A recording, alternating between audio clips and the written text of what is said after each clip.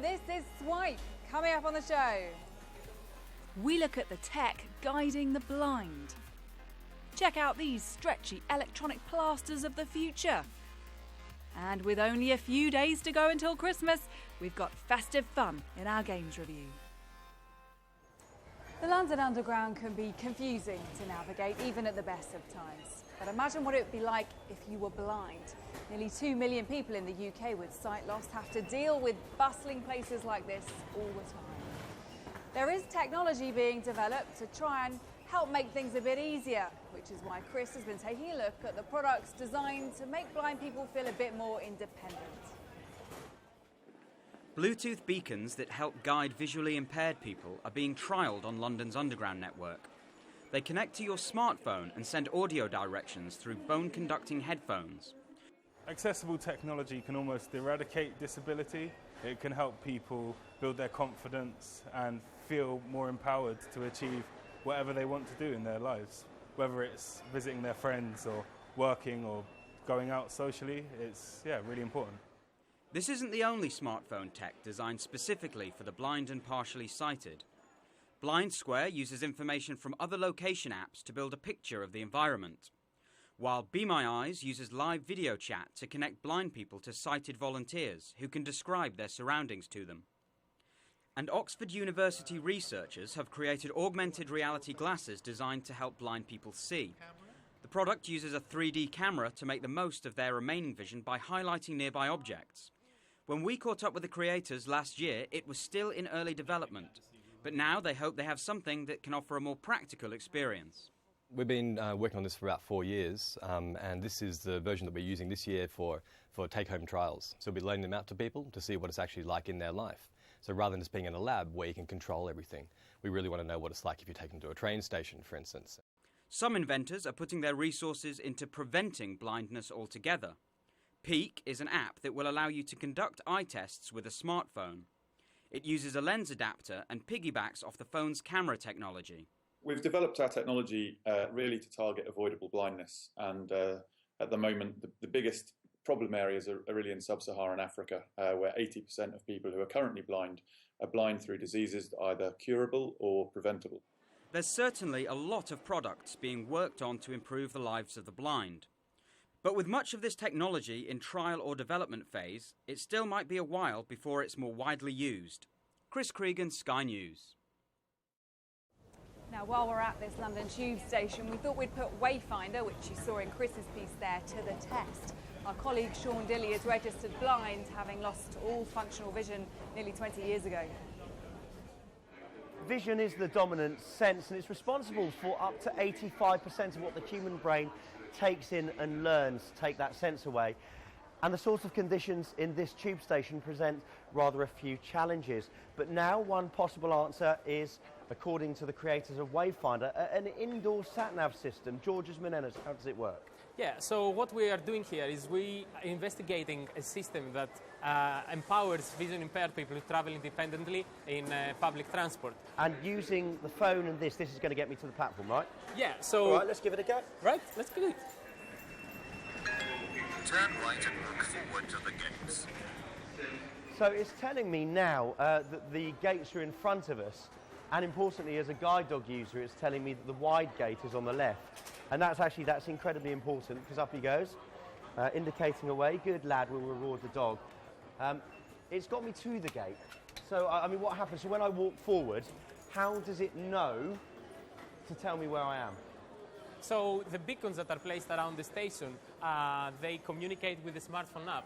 Yep. So all the logic is in the app, and in this way we understand where you are at and where you have chosen to go. It's all very exciting, but what happens if the Bluetooth or the phone fails? Forward.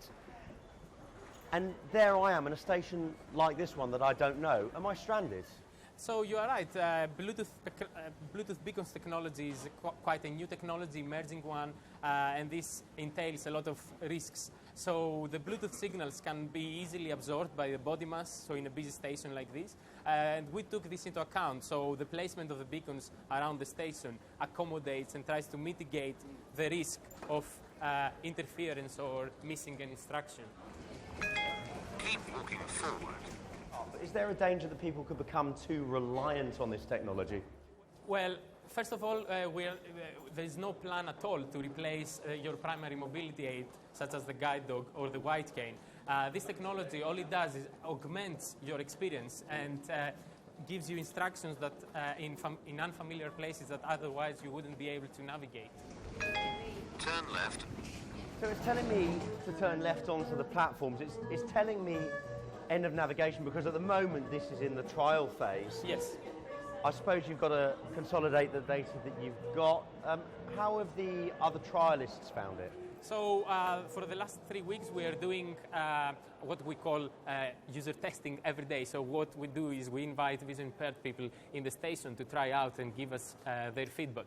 And so far, the feedback has been really impressive. Obviously, it's a new technology, innovative, so there's always a few glitches that we are trying to configure and make the system, optimize it and make it perfect. Now for some other tech news from the past few days. This was the week that saw Amazon get tough on hoverboards. The online retailer stopped selling them and told customers who'd bought ones with non-compliant UK plugs to throw them away and get a refund. It's after safety concerns over the self-balancing scooters.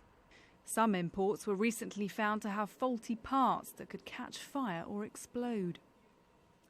Plasters have come a long way since I was grazing my knees in playgrounds. Those clever researchers at Massachusetts Institute of Technology have designed what they call the Band-Aid of the future.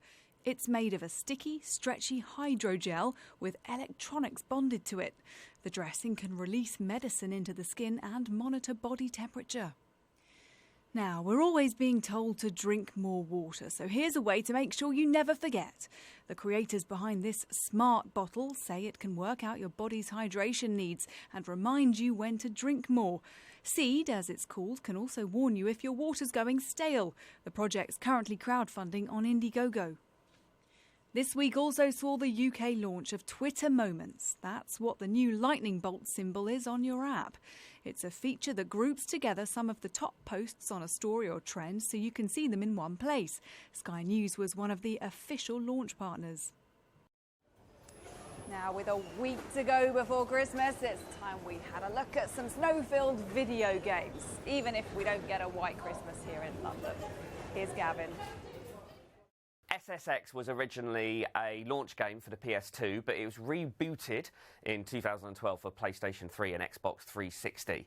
And it is the best snowboarding game there is. You can do things that you wouldn't even normally be able to do. I mean, I went skiing for 2 days in Aviemore to try and learn, and I was awful. I stopped by falling over. This one, you can snowboard by jumping onto helicopters.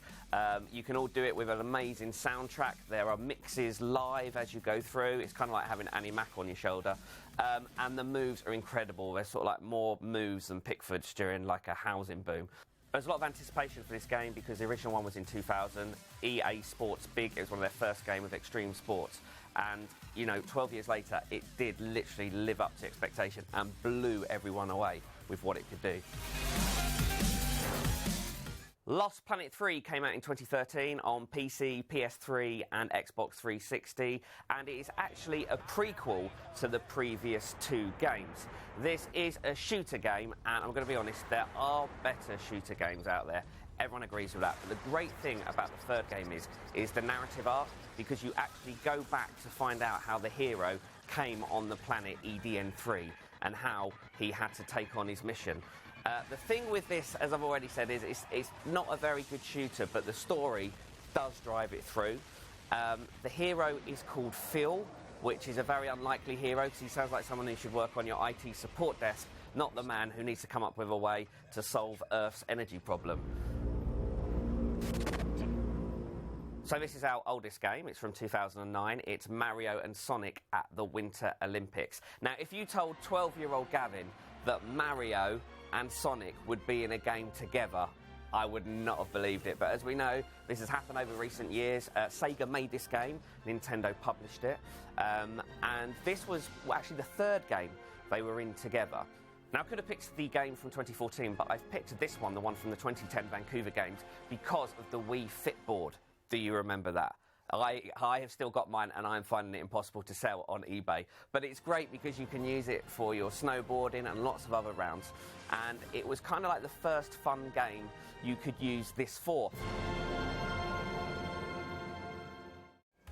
That's it for this week's show. Take a look at Sky News on mobile and iPad for all the latest tech news. And I'll see you next week when we'll be in Iceland for a festive special. Bye-bye.